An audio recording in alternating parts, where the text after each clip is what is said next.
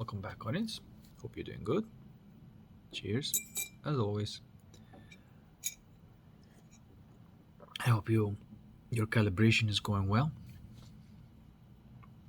And just want to record a little video about one crazy idea.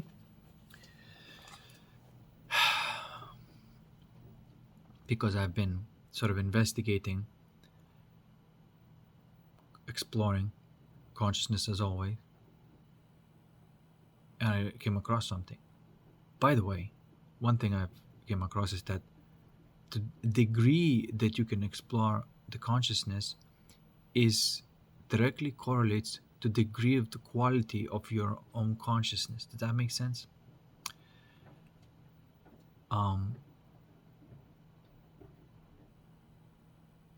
If you are genuinely exploring consciousness and not getting lost in delusions and belief systems. So those two seem to be correlating, the quality of consciousness and the capacity to explore it.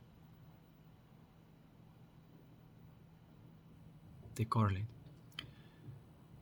But that's not what I want to talk about today. I want to talk about this concept of being whatever situation requires of you to be. I know it may be a crazy idea because most people like they come up or like they have the identity and they try to force the world to move around that identity that they hold. But upon consciousness calibration, you get to see that, oh, wait a second.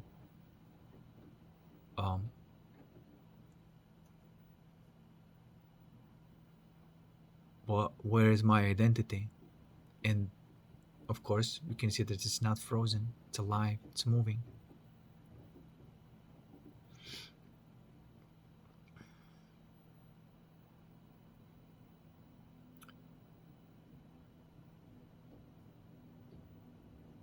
And then there's this a type of true freedom. You see, the difference of it being before you have like a rigid identity and trying to sort of like put a square peg in a round hole, right? Something like that. And then it doesn't fit, and so you have the brute forces, and that includes even like manifestation and imagination. Whereas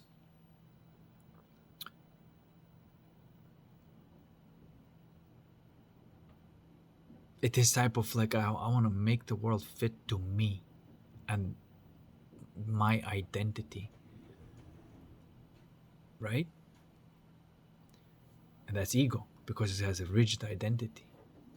But upon consciousness calibration, when that dissolves, you realize like, holy shit, like I don't have fixed identity. I can take any identity as I need depending on the situation, and that's what gives you freedom.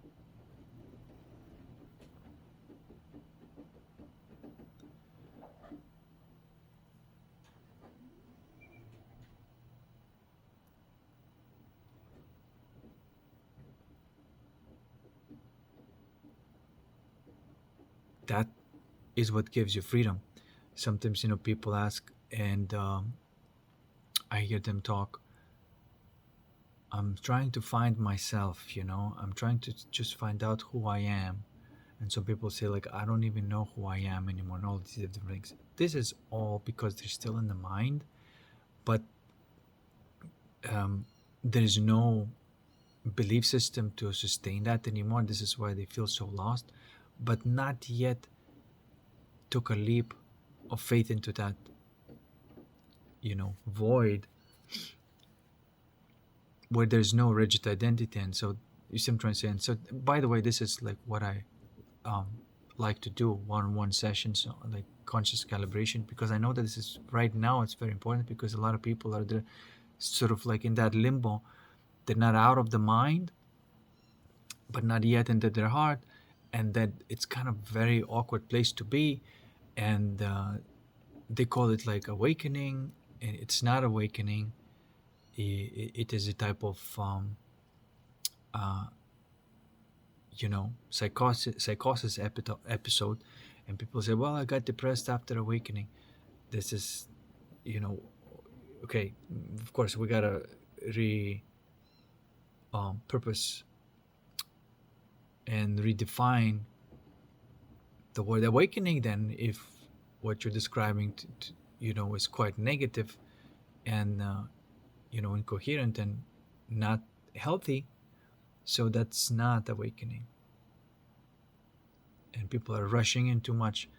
You are in a kind of limbo, where your whole system is ready to be flashed into this new way of being and no longer in the rigid. Um, but you haven't booked a session yet with me, and that's pretty much it. You know, of course, you can discover it by yourself as well, but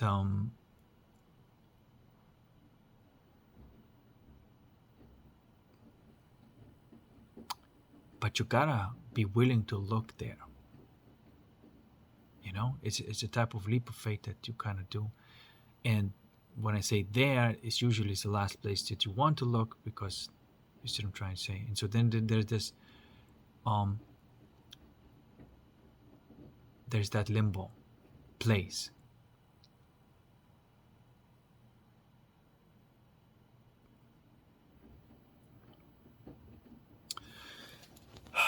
Oh, but you see, there's nothing I can say or do or anything that you can, learn that can change that. This is an actual a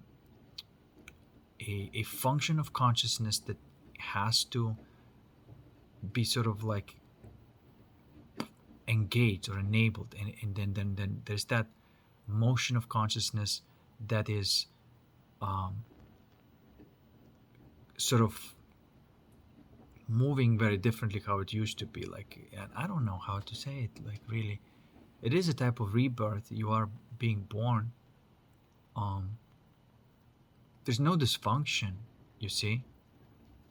When people sometimes describe dysfunction and say, like, well, after awakening I don't do this. No, slow down,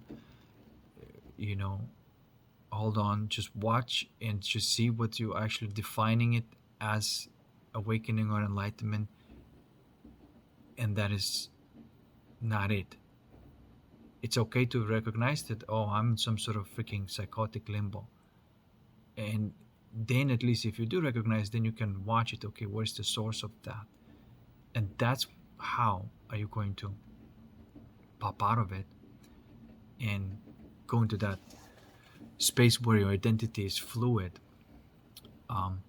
Not the avatar identity, not this body identity. This remains, but soul identity, the one that, seem to want to fit into something that it doesn't. And now you won't need to do that because it's fluid. And it is really like the identity of the feeling. It's like how you identify yourself, you see. Because before you had to have like something rigid, something solid, and now you have something that is alive. And so it may take some time for you to get used to that your identity is, that deep identity of your soul is a moving energy and not a fixed, rigid memory. Does that make sense? It's a big shift, and these are the shifts that we're all going through. I shouldn't say all, a lot of us, because I think there's going to be a layer of people who are still functioning in sort of the old way, but they become more like a worker bees. Hopefully not that many of them, but what can you do? See,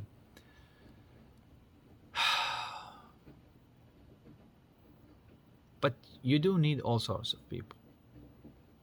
Not that they're not human, like people, sometimes you can call them like NPCs. And honestly, until you pop into this side, you're also an NPC. You see, so that's why there's a lot of NPCs out there claiming that they have awakened and now they're depressed and they don't want to do anything, and they have fatigue about everything. Well, look at that feeling of fatigue. Where is it coming from? And maybe then you will actually pop out.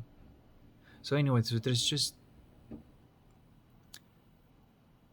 it's like the mind is so sticky that they rationalize that, right? Like they say that they have awakened, but they're depressed. Now, depression is not awakening. You're just depressed. You're just depressed, but that's not a bad thing, because that depression can be observed, looked at, and permanently dissolved and fixed. Okay? And the people that I've had like at least one session with, like, they don't go back. When I meet them, they're sparkle. They're like very, very childish, very alive, and there's something amazing that's going on. They're real now, you know.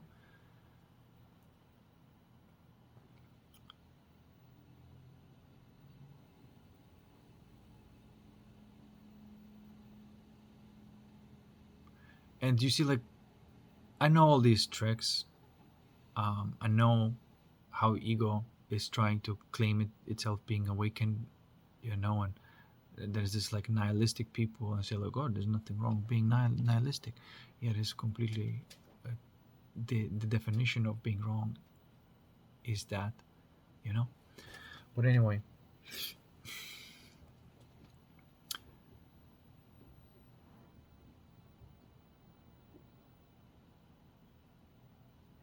so I just wanted to say that they're still holding on that rigid identity.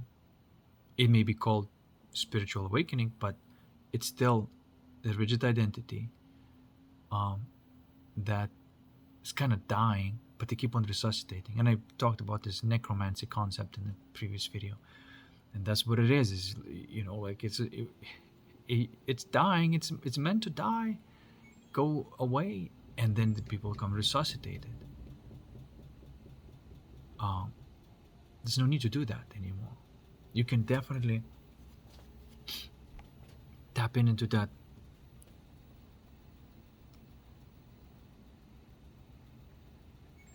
different quality of consciousness.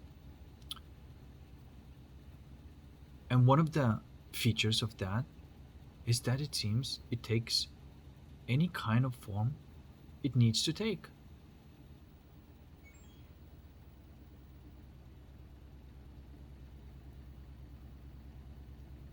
And so then it becomes being whatever situation requires of you to be. I know this is like a big leap. And it's almost like backwards of how most people live, or I should say like most men. Because they have their their broken and crooked manhood, and they try to shove this, you know, everywhere they can, you know. And now it's like, hey, get that shit away. What the fuck? This, you know, no one's accepting your broken freaking manhood.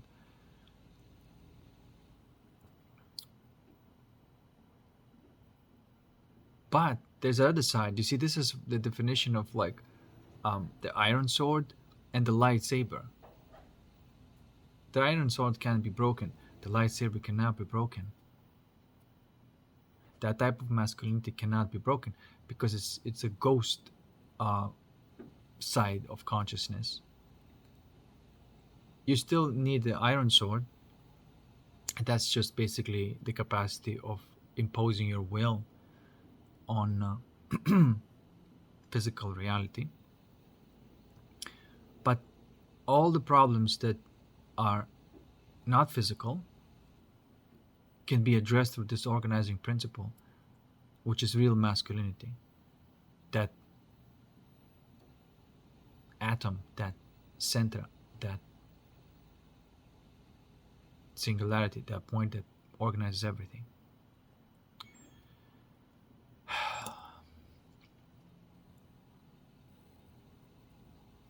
And it's a type of, if you look at the certain type of like neutron stars, they're beaming out the gamma rays up and down, and that's that symbolism of that lightsaber. And that light, that laser, cuts through all the bullshit, like energetically. You understand? It burns through all the bullshit. Which now it brings me to this thing: to be able to be what situation requires of you to be is a lot to do with this alchemical and theurgical side of things, because that's where you actually make changes on the energy level in people and environments everywhere. You make those real changes. My washer dryer is flashing again. Let me just spank it a little bit. See, that's the thing with electronics in the jungle. The nature and technology must learn to live together, but there's a certain type of, what you call it, buffer, adapter must be there. The barrier that is sort of like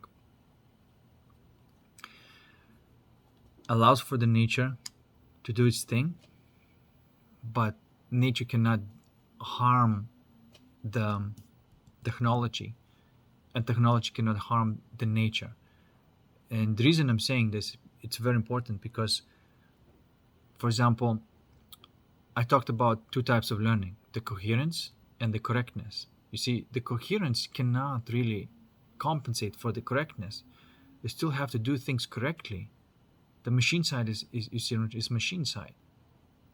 You can have amazing coherence, but if you don't have correctness, then it's just like a delusional coherence, right? This is what usually happens with the people who just like, become these frequency holders, but they can't really organize the shit in their life, or they make stupid mistakes, which is, me. I have been in this trap as well. And correctness side is a correctness side, coherence is coherence, and nature functions on the coherence. Everything in your body, technology functions on the correctness. So, and whatever you like, there's this vertical dimension of consciousness, which is functions on coherence, and that side of masculinity is that organizing principle, that type of energy, that lightsaber, that you cannot compensate for the iron sword. But the lightsaber will not compensate for the iron sword either. You see what I'm trying to say? Steel sword, I should probably say. So you do need both. You do need technology and you do need nature working together. Okay?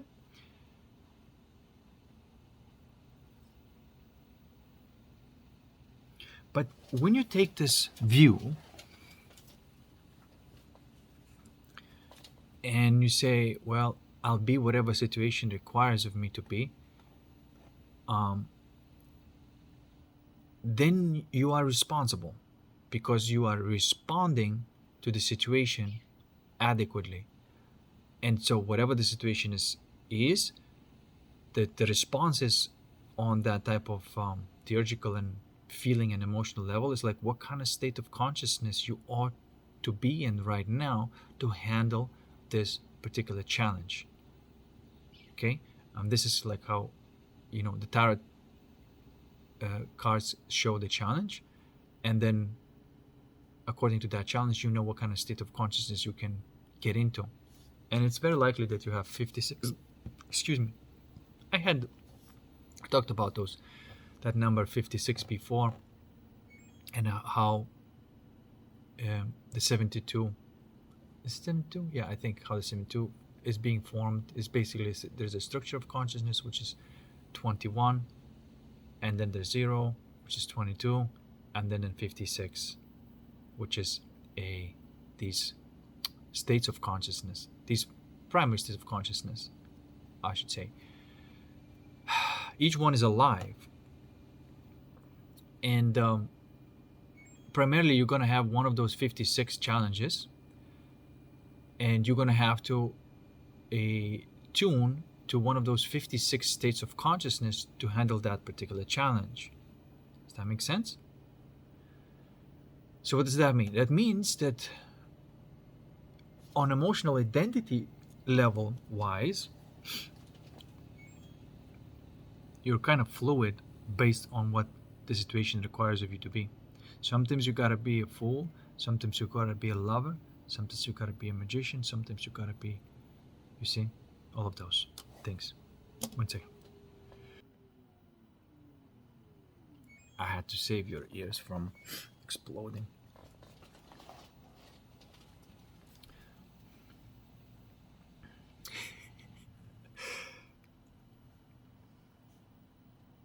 That was a good sneeze though.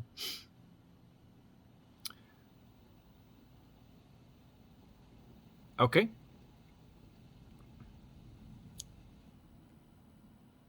And that's when you are meeting the adventure as you're supposed to.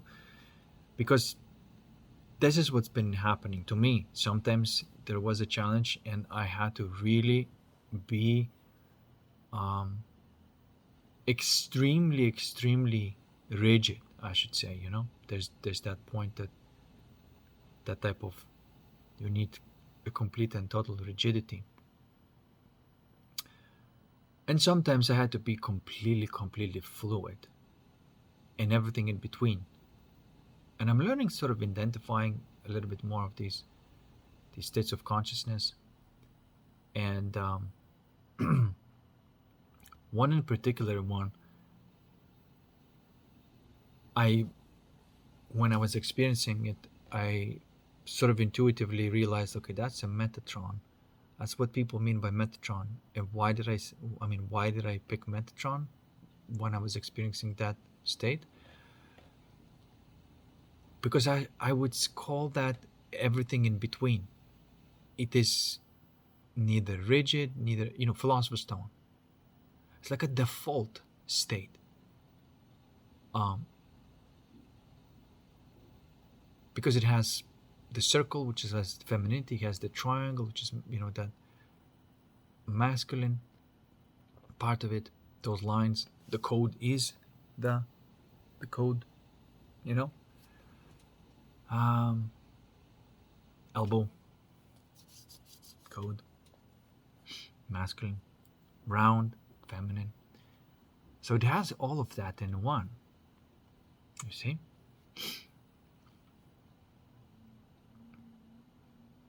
And you can also see, like, there's the cube in there. You see those prism, one up and one down, and it does look like a jewel. Sometimes people call it Merkaba.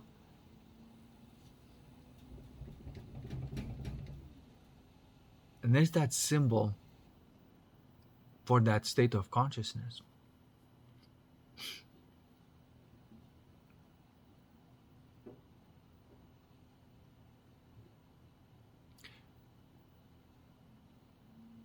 And that state of consciousness, I would say it's a default state of consciousness. It's like, by the way, in cymatics, they have discovered with some frequency, I don't know exactly, that would be interesting to study, and at some point in my life, I will get into that research deeper. I just have to be in a civilized society, not in a jungle.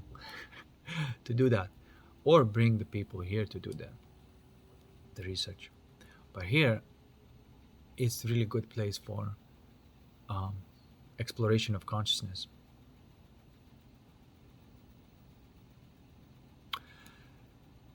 Because the veil is very thin here.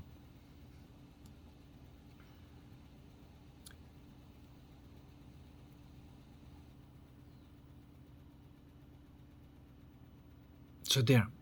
And from that state, everything else stems from. But that, I would call that like a default state.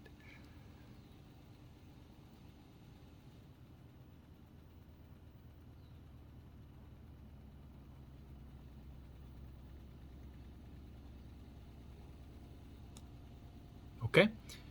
And as you spend, more and more time on these states, which by the way, the life will call you to summon one of these states or other, depending on what you're trying to accomplish.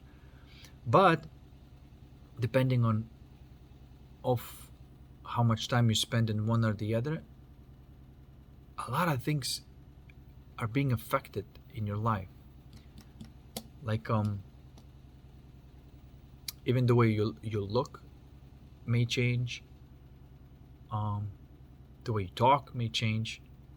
The way you walk may change. Everything is affected. It's almost like you're getting into that method acting, but it's your life. um, so there. So you're becoming whatever the situation requires you to be.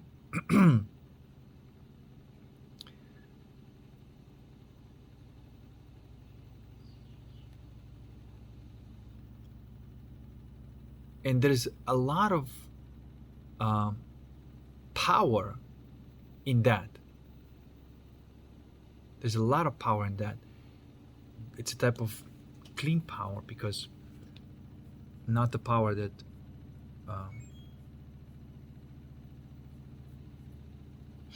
not the power over others, but it is a type of power protecting others, I should say. It is not the power over to sort of dominate and rule and force the people to fit that rigid identity that a person may have in the position of power, to fit that the needs of rigid identity, you see. But this is different. This is a true benevolent father energy. By the way, I talked about this devouring mother, or like a phallic mother, and then I talked about a tyrannical father, or a this type of weakling father, right? These are the types of archetypes that we ought to overcome. There are these four, and some people go from one to the other, and some people who are like tyrannical, they go into like a victim mode and then tyrannical mode. But in Lords of the Rings, there was this one king that just shit his pants when it was a time for him to step up, and so he represented that type of headless chicken running around type of archetype, that type of man, right? And you have like that phallic mother archetype, and then you have that a devouring mother archetype, which doesn't really love you. She just wants to feed on your energy, and that's why she's clinging on you, you see.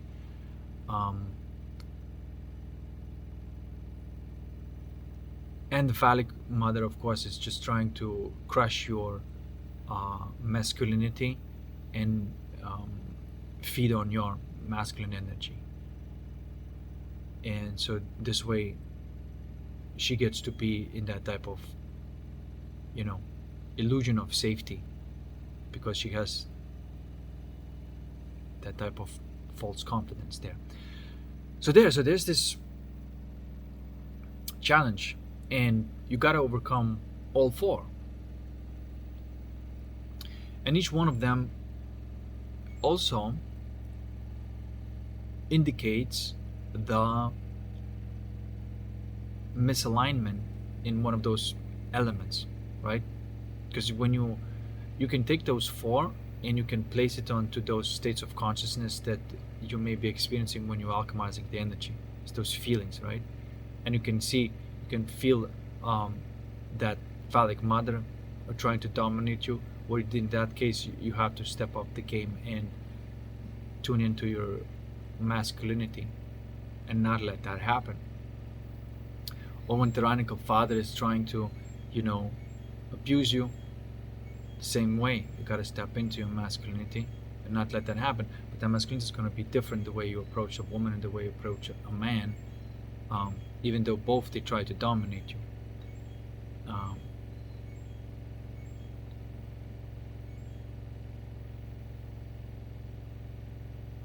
And so that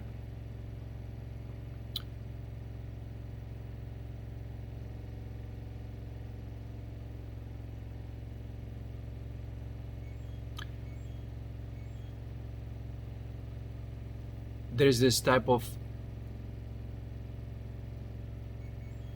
going in the water through the fire. That's how you deal with the tyrannical father energy. You go into that fire because they function on anger. They're out of control, and then they are using that anger because you don't want to get burned, and that's how people rule other people through anger, because people don't want the anger energy because it burns. So then they succumb and submit because they don't want to get burned by the anger. But what you do, you go into that fire, you go into that anger, and you find that the coldest point there where that fire and ice sort of kind of meet. It's this very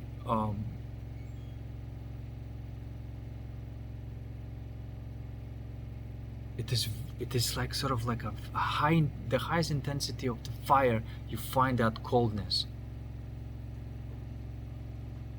And but there is this warmness too.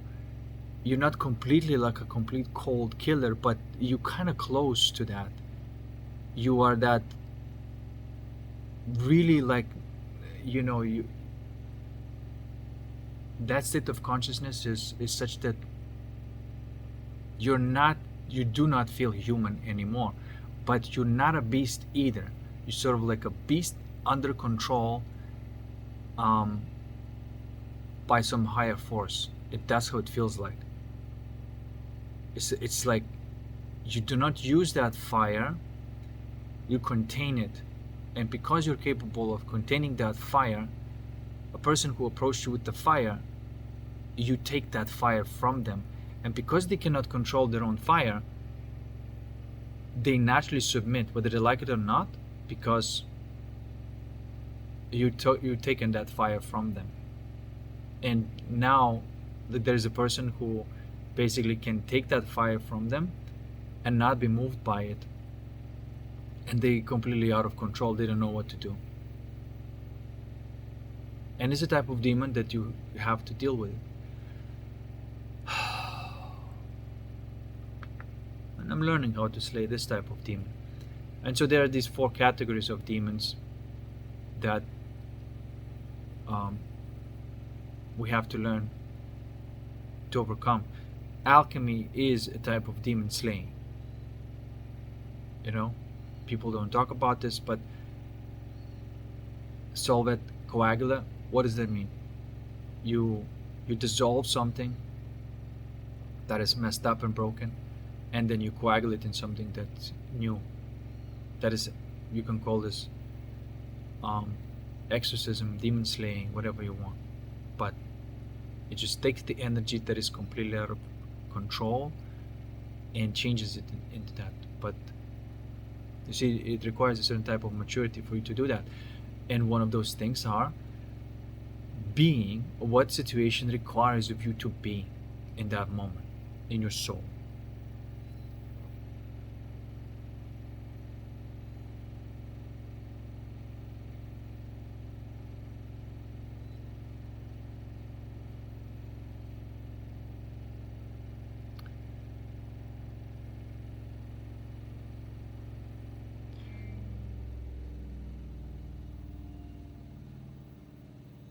Because, for example, right now, um, the challenge came along. I don't know if you feel it, but it was pressure based. That's the pressure based challenge right now. Um, just not long ago, it was poison based, which was that devouring mother challenge. And so you had to, you know, deal with that in appropriate way as well.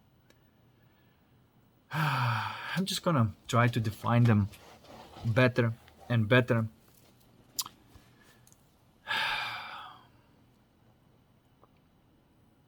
And how to deal with what kind of attention and balance between attention and awareness we have to give to overcome that. Um, and that does relate to people. You see, like I know all the people in my life who play all these roles of this tyrannical father, devouring mother, and all that stuff. It relates to them. It's the energy that they bringing for me as a challenge to overcome. And now I know what kind of game we're playing. So I'm in a situation where I can do that. And one of the most difficult things that you may find to do is that capacity just moving from one to another. You gotta let go of this idea that's like, oh, but this is not me, you know.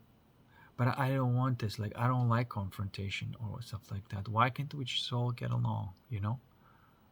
Or I'm gonna woke everybody up, you know, like those types of. But you can find that balanced approach, and you see it's when you are handling something that is off balance in that particular way, you cannot be like 100% centered, so to speak, right? You got to match it. So you, and then that matching of it is a form that you got to take. This is how you vibrate in order to sort of almost to unlock it and destroy that demon. It's almost like, you know, if it is shaped one particular way, you come in and you do like that, and then and it gets dissolved.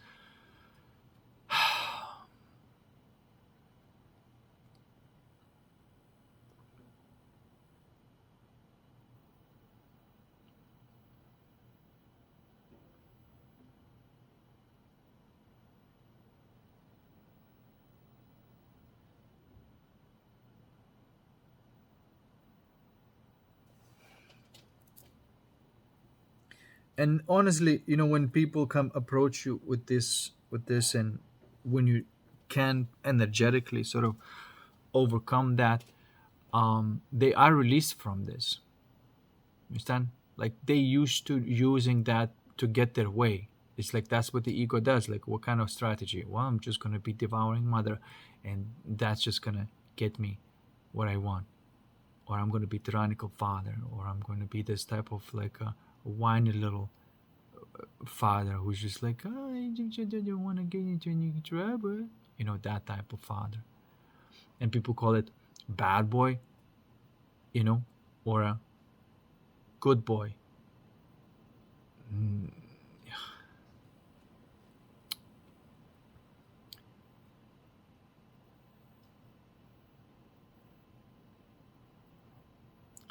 These labels don't even, you know, both of them are bad. That's not being real.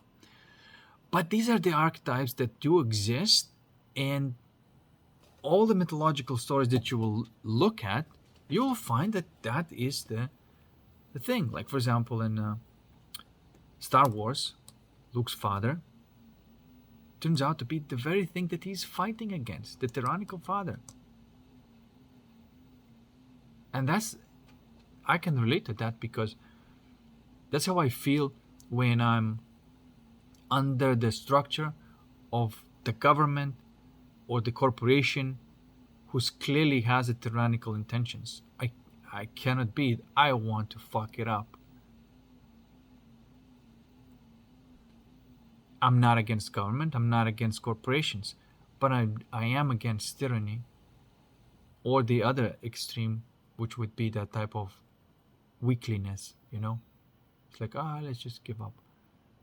I'm against those two. There could be a good government, which is called protectorate, by the way, not government anymore.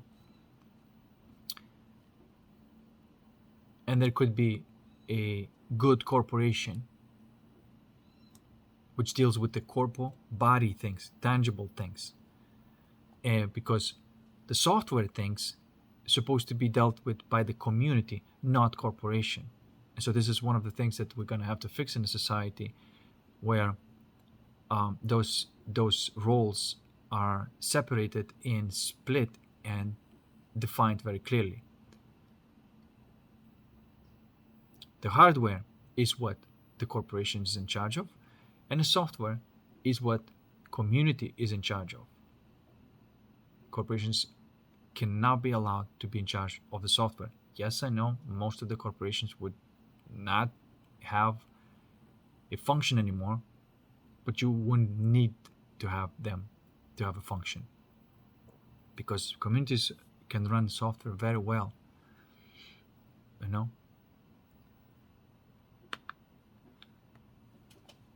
And the only reason that corporate software is more prevalent, it's not that it's better, it's just that it's been promoted and shoved and conditioned through advertising and all these other means. The community software is actually better. Like Linux is better than Windows, you know.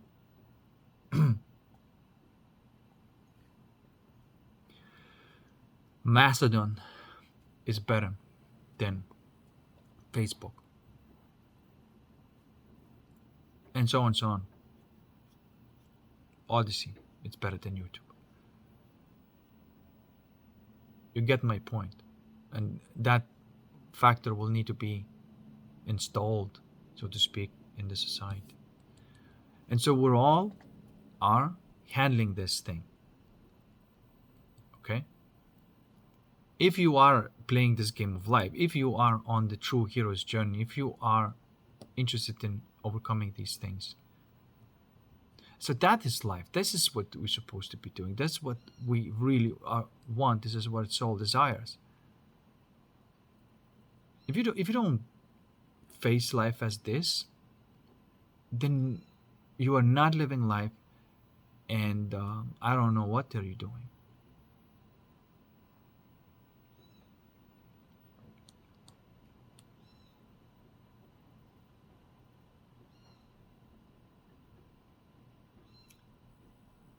And look, it's not easy.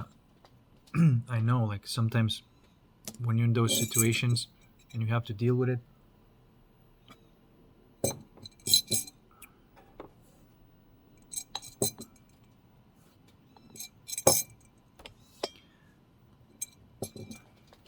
there's a part of you that's not going to want to deal with it, but there's another part of you that says, be responsible, become whatever situation requires of you to be. And the more we do that, the more we'll overcome these challenges.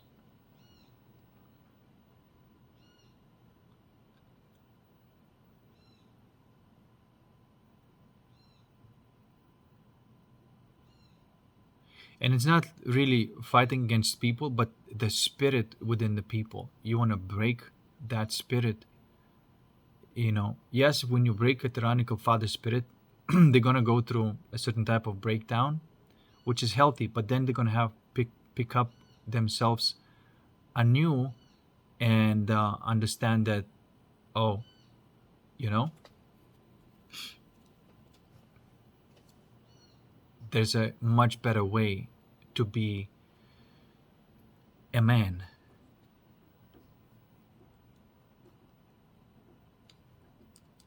You see? And the same thing, these, you know, leafy men who just kind of noodle men, sometimes I call them. The same thing. Where it's just like they check out and they like, oh, being masculine is hard. And so then they just check out and being a noodle. And these other ones who just become maniacs, right? So neither of those sides are right.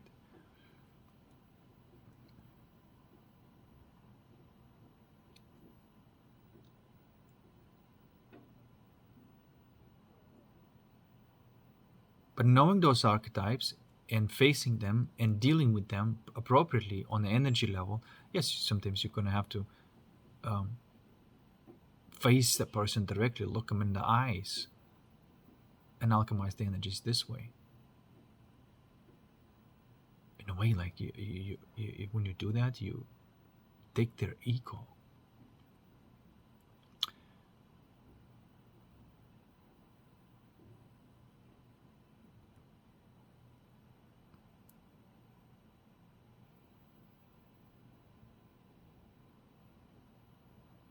I was always thinking, it's like, what kind of leverage do you have? Like, if you don't have like a physical power over somebody or some leverage that you can threaten another person, that how can you have an influence or a will over a person? But now I realize that is not how it works. Will is governed by the energy.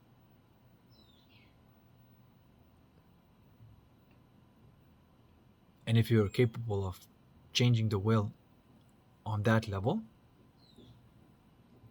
then that is enough. Yes, you still need to have leverage. That's a good idea to have leverage. It makes easier. But not necessary.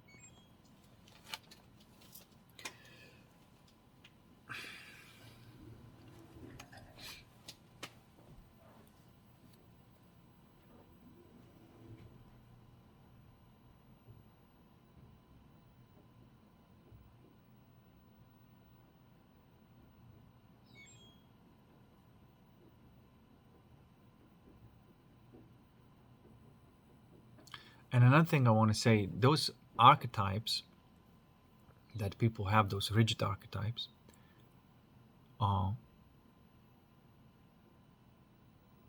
they have this frozen energy there. And when you do the right job with your alchemy and theurgy, you release that.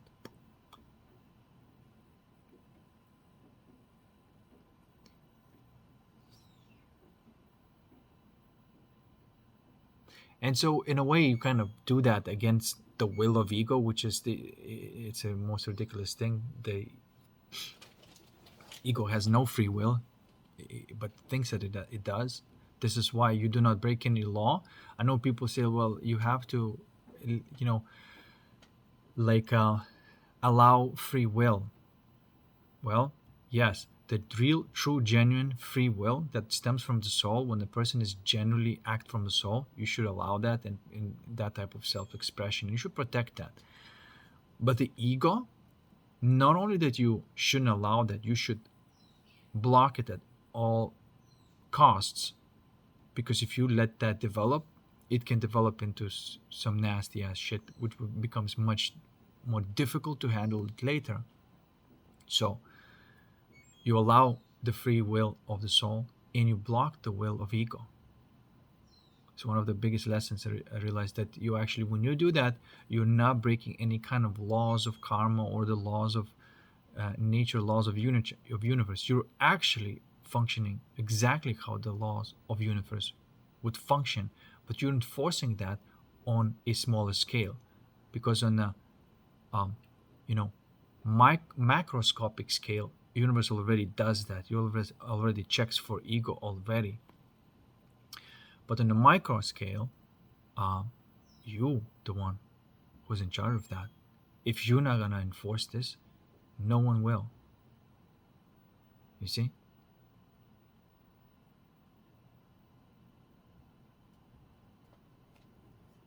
And if you don't do this, then on your scale of experience, stuff is not going to be good. You're not going to bring that coherence on earth. And that's the whole point that we're trying to do. We're trying to bring that organizing principle on earth, on this planet, in the society, in how people interact with each other.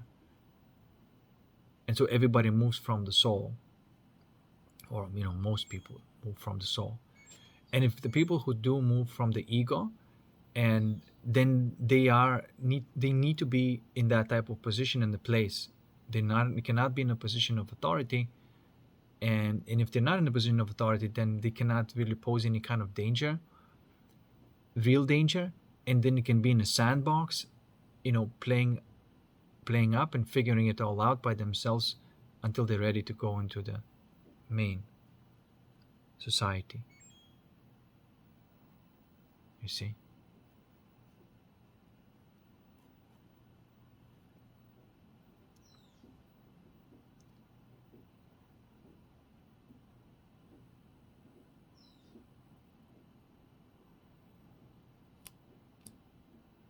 So that's enough for today, guys.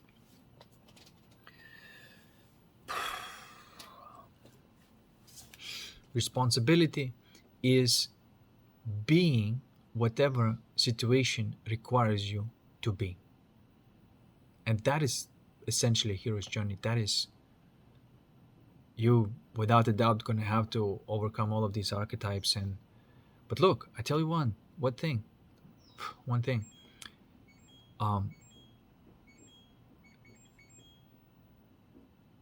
Demon slaying is fun. And also, every time you slay the demon, you get to have a princess. Know what I'm saying?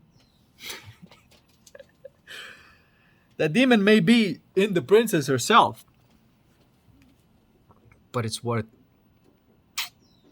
slaying that demon.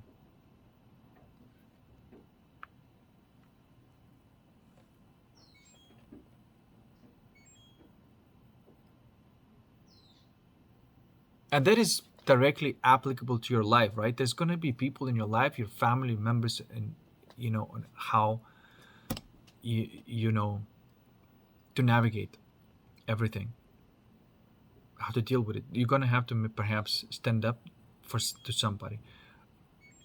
You're going to have to probably be more softer and gentler to somebody. Maybe both. But that can only be done through intuitive energy calibration. If that's where your focus is, and every time you interact with the person, then you are doing the great work. You are on your path and your journey. If you're minded somewhere else, then you're not.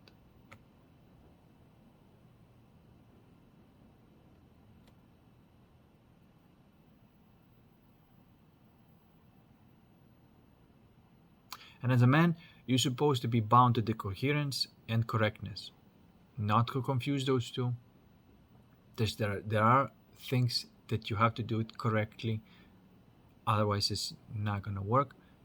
And there are things that you have to have coherence about, otherwise it's not going to work.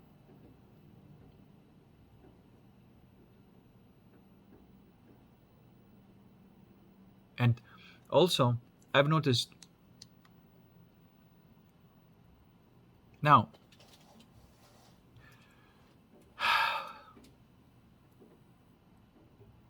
as a man, you sort of limited to how feminine you can be, right? But you can definitely get to that point of the balance, meaning that being a right amount of feminine without losing your masculinity, that you can do. And I've noticed one of those things, states of consciousness, by the way, or calibration of consciousness, is about this. There is a light that erases things, just like in recording something digitally and whatnot. There's a light that erases things, and there's a light that imprint things. And so when you're dealing with a situation or a person that has a lot of that incoherence, the first thing you got to do is erase it. And it's a type of, you can call it love, glow, or light. It's still light, but it is a type of dissolving light, or it's a type of listening with your heart. This is why when you're with a person and they're like all over the place, like conditioned by the matrix. The first thing is to have that type of listening thing. While you're doing this, you're dissolving that thing. You're almost cleaning the lens of the heart, if you will.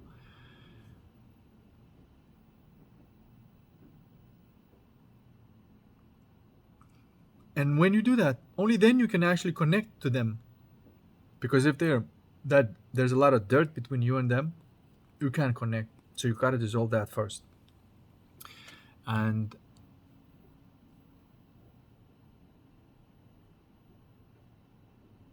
so there's that, right? Before you try to imprint the truth, you have to like um, delete, because love, amore, and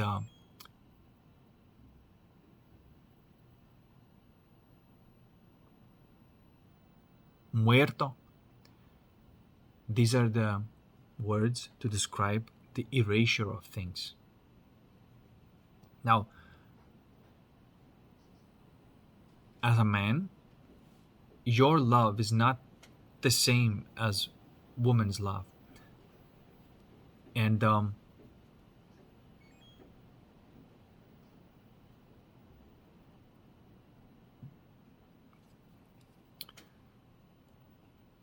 but you can totally play that role when it's needed, without without like losing your masculinity. It's kind of not really possible to use masculinity when you're functioning on that type of level. If you do, then you are not in the coherence automatically. So there's that quality of the energy. Now, one of the questions I had is like, okay, so what about the woman? Where's the love? Because you can feel love. It's not that it's not there. You can feel it, right, when it's there. And it's a legitimate question. It's like, okay, where's the love? And so now, even as a man, you still have to find a way of how to play that role also. You see? Technically, that's supposed to be a woman's role. When she opens up, she dissolves all crap, all bullshit, all nonsense, all separation. That is real love. But these women are very rare.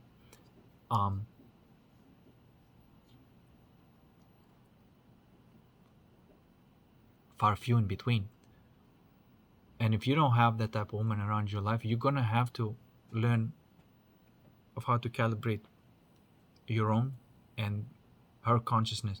And when she really tunes into that, like her essence, that love energy, that void, that spaciousness, that stillness, that silence, that's sort of capable of erasing the worst possible things, now you have somebody legit, right? But it seems that you still have to learn how to do that as a man. Because if you say like, well, it's woman's job, then again, you putting responsibility outside of you. You're the one playing this game. You're responsible for everything. And if you're responsible for everything, then you can put other people in a position of them being responsible. And on a lower scale, you can have people around you that are also responsible, just like you. But it doesn't absolve you from that general responsibility. That's the way I see it.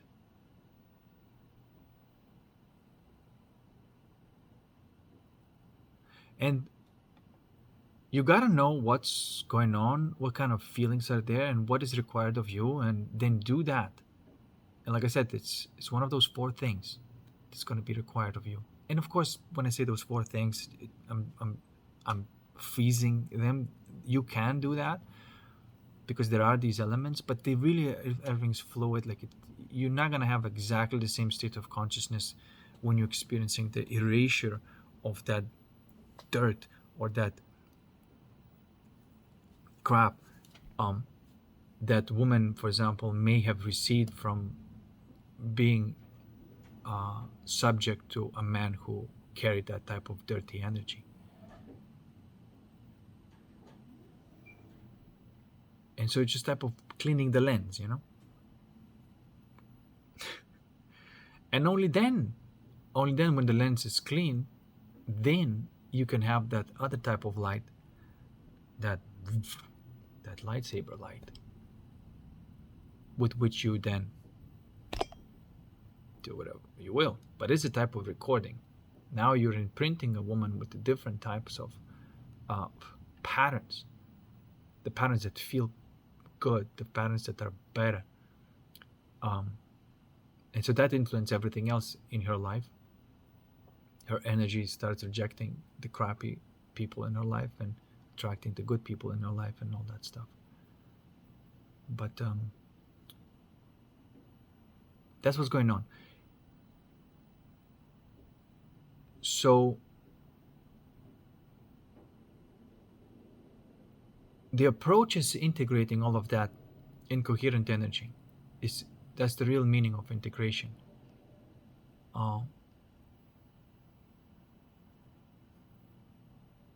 And so therefore, like you're not looking this as a conflict, but you're looking as a potential opportunity to alchemize something and gain some gems. Like I said, then when you gain those gems, then you are in a position to fulfill your soul desires. You don't get the princess unless you slay the demon. It's in the mythology, this is everywhere. And if you try to get a princess without slaying a demon,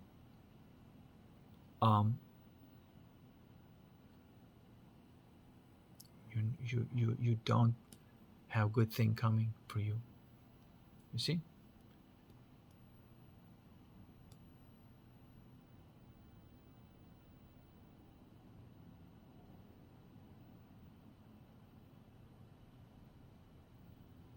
There's a lot of talk about this, but not a lot of action, because I can feel it. But there is some action. Some people intuitively have this capacity and understand these things and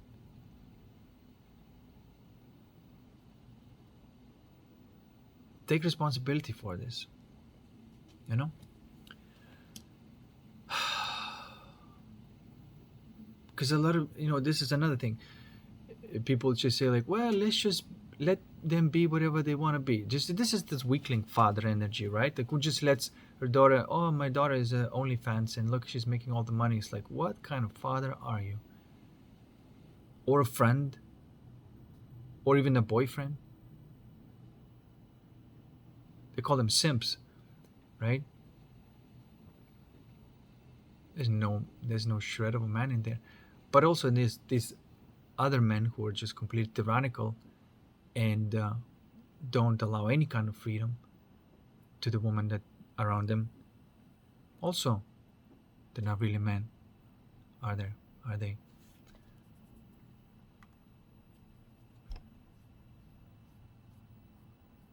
So no to that, no to that, no to this, no to this. You see? And that's how I function in this world. This is how, if I see a man functioning, it's like, well, everybody's empowering a man to look like a woman. And so you're trying to say, like, empowering, quote unquote. It's like, oh, you're free to do whatever you want. And you're free to do whatever you want from your soul. And you, at least if I have anything to say, you got nothing. You have no right to do anything from the ego, as far as I'm concerned. You know?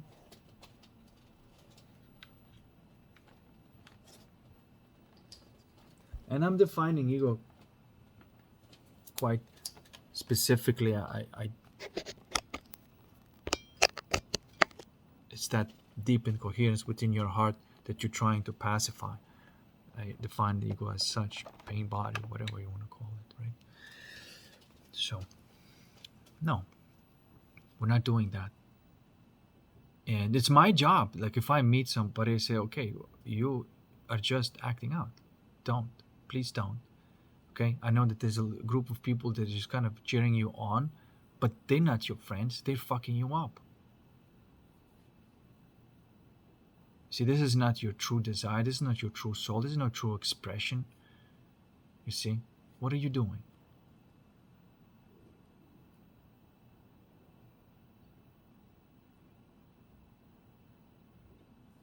And if I wouldn't say that, I wouldn't do that, I wouldn't be a friend.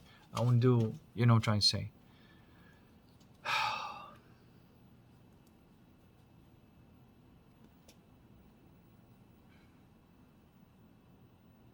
And I don't agree with this thing that's just like, well, let's just let everything be. Let it be emotionally. That phrase, let it be,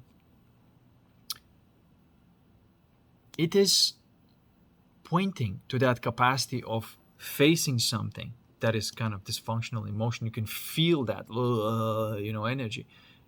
And that letting it be is that love, is that listening, it's that dissolution. You can transmute that energy into just like, wow, stillness in the void.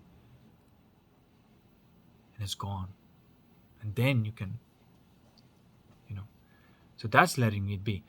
But not letting it be outside of you, external discipline, internal alchemy. Internal alchemy is letting it be, but you don't let it be outside of you. You got to say that thing. You see?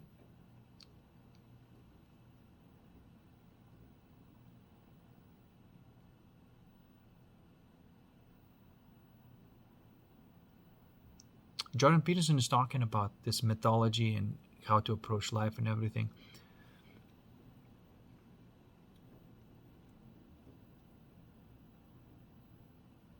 But he's leaning towards more of external discipline, which is good. That's part of it. I'm leaning towards more internal alchemy, which is that part that is also necessary. And people need to be taught of how to play the game of life, how to slay the demon. Because if you're gonna keep trying to do it externally, it's gonna keep coming back, because you have not integrated that demon, that darkness. You see, and people are always trying to push away their own farts onto others.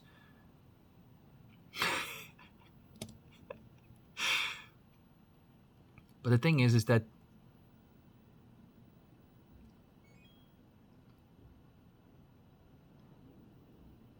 that's how you become one of those. Like, for example, if you keep on pushing away this like tyrannical father energy, and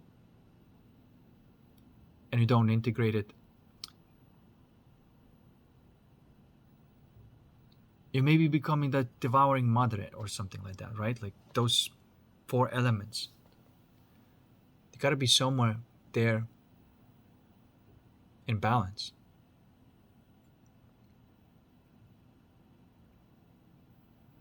It works like that, If you try to push away that, then you become this other one. So we gotta integrate them all.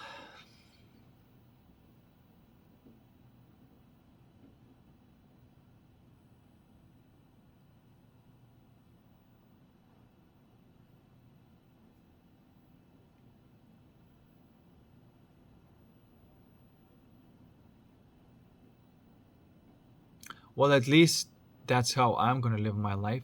And if other people want to learn how to play a game of life for real, not make a mock-up out of this, not have like a sandbox experience, right? For example, like a tarot reading cards. This is a sort of kids drinking tea with no tea in it. It's not doing anything. You know what I'm saying? It's just pacifying people's minds. I said this before. I know it's a big industry, but they're not doing it right. The way it works, it's quite different. Every tarot reading is a type of challenge. It comes in not randomly. It comes in not randomly at all. You don't have to pull out the card or you're asked just to say that, that's what's going on. um, the people face that, and the quality of challenge already indicates what kind of challenge it is. If you wanted to identify it easier, you can use a card. Say, like, oh, look, I'm dealing with this right now. You know? And that's the use of the tarot card. You don't have to divinate, you don't have to do all of that nonsense. I know it became a big industry, but it's a fraud.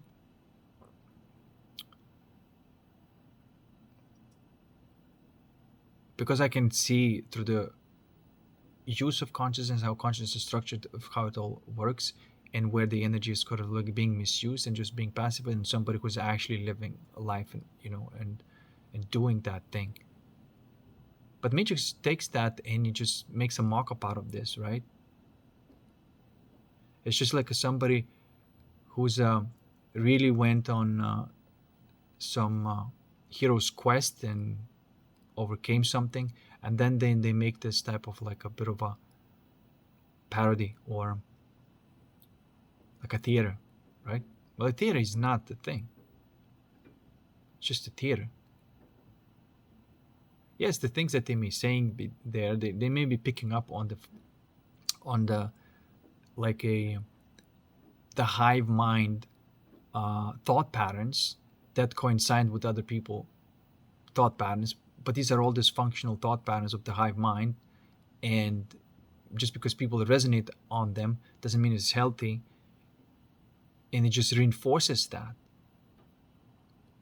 And people think like, oh yeah, this is true what you're saying, and so now you just reinforce this dysfunctional thing that they're saying about.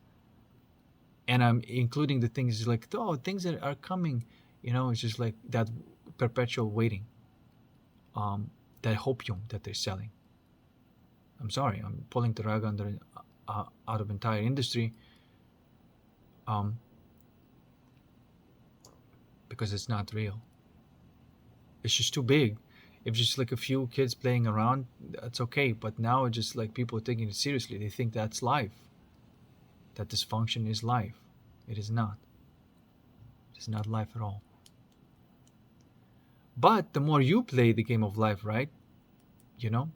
Even the story that they say changes. Or what they're talking about changes. Because they're just picking up on whatever it's prevalent in the ethers of the collective mind.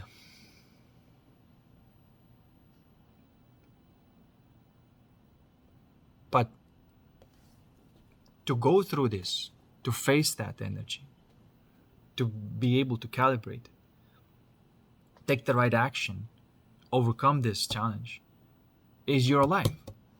It's not done through watching a video. See what I'm trying to say?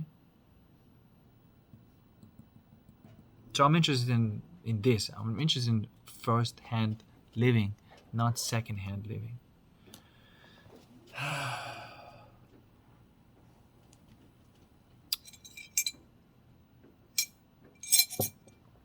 And that is also a type of challenge that you may come across, and because I'm talking about it, that's my challenge, or was my challenge.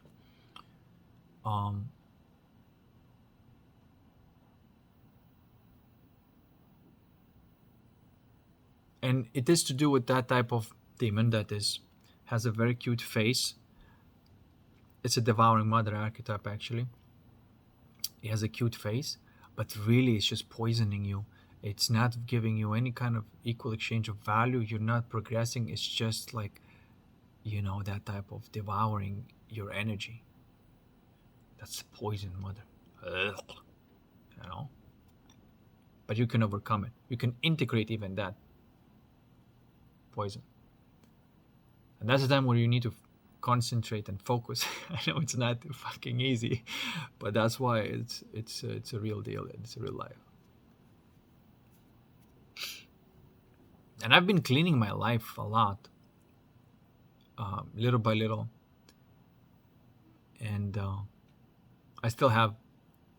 I know exactly what kind of challenges I still have, and I have to overcome them.